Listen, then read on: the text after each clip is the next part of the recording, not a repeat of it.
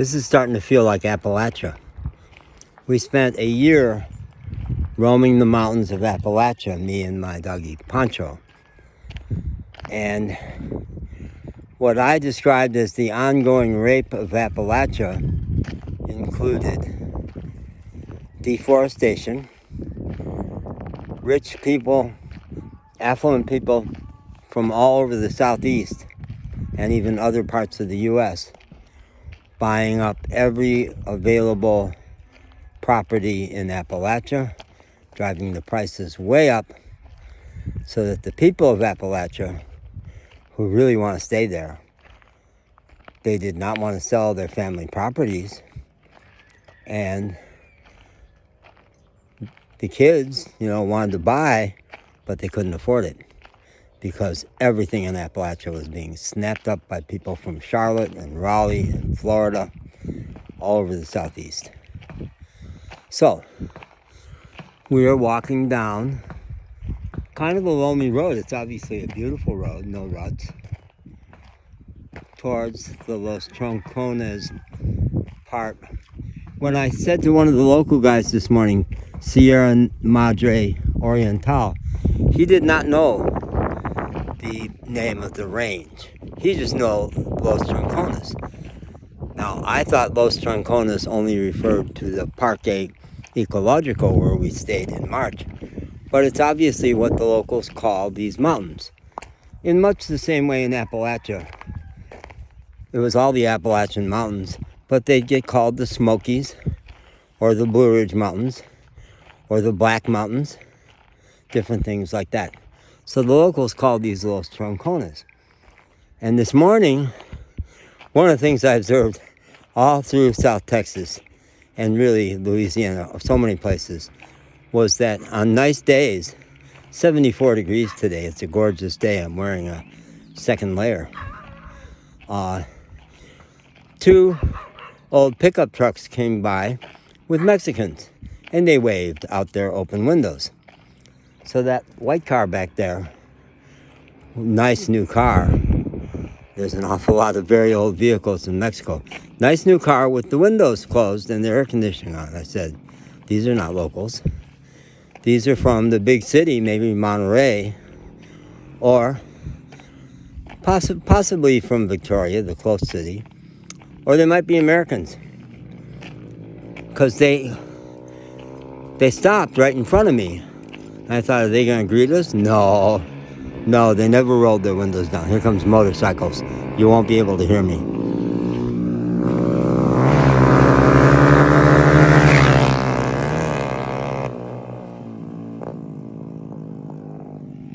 Those guys are racing down the road. They were having fun. They were having big fun. So I said to myself, no, they don't care about us. They're not going to greet us. They stopped at a property with a Se Vende sign. This is for sale. So I fear it might be a very similar thing happening here, where affluent people from the big cities, and maybe even from the U.S., are coming down here hunting for property, getting great deals. They're escaped from the city, but making it harder on my friends Joshua and Hazel, or Joshua's buddies. Yesterday I was super intimidated by the guys hanging out in the mechanic shop. Today I wasn't. I've gotten to know Lewis, who is Joshua's brother, who also grew up in Houston, great English, and Leo, Joshua's dad, is a great guy. And it honestly formed a kind of a bond with them when we got lost yesterday, because I guess it was Leo, the dad, who got upset and said, he's your guest, and he's been gone for 3 hours. Something's up. And thank God they did come out looking for us, because we had gotten lost and needed the help. But, okay, so hanging out in the mechanic shop, they introduced me to Leo, the dad, his brother, hermano, Ray. And I said, is it R-A-Y like American? No, R-E-Y. And I said, doesn't that mean king? And they said, yeah.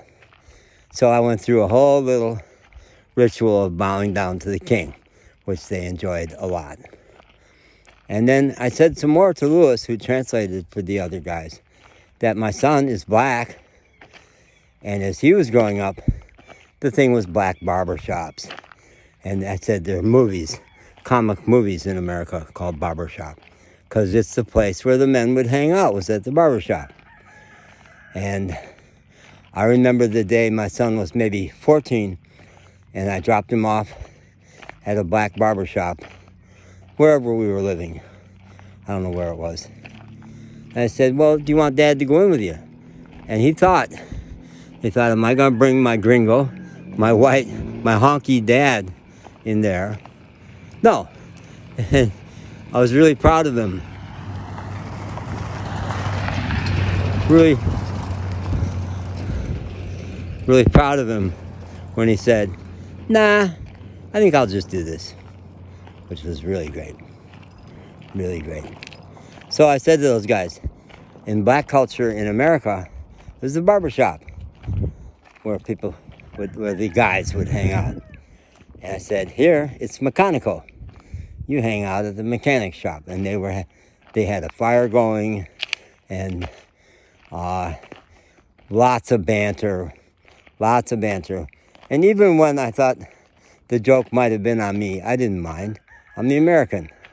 It was good-natured. It was good-hearted. I'm sure it was not mean. So, thank you to Joshua and Hazel for taking us out of the city of Victoria at the Hampton Inn, which was lovely, and all Latino staff, all Mexican staff, lovely, so great to us. But it was full of business travelers. It was full of middle-class folks, who I even mock a little in one of the videos I made about. These Latino guys, they become businessmen, and they're trying so hard to make it clear that they are not peasants, and it makes them uninteresting. And even a very young girl, she was 17, Helen, who was obviously middle class, came from money, comfortable, but she had that fire. She had that Mexican fire. And we were talking about how expressive are the Latino folks, way more than Americans. And she says, you know, when we hang out in a mixed group with U.S. folks, they're boring because they're so flat. They're so not expressive. They're so reserved. So we got boots on the ground now. I said I wasn't going to make a video today until I got beyond where we got to yesterday. But the investigative journalist in me got all curious about that fancy white car. But look, we're getting deeper, and I left with enough time and a good drink and a battery pack for my phone so my phone won't go dead today, because part of the consternation yesterday was that they couldn't reach me and I couldn't pull up a GPS signal to find out where I was. So I've got my super powerful Mophie battery pack charging my phone. And I want to yesterday I came damn close to getting into those mountains. And that's what I want today. So I may not video until then, but who knows, right? Obviously I surprised myself with this one. Bye.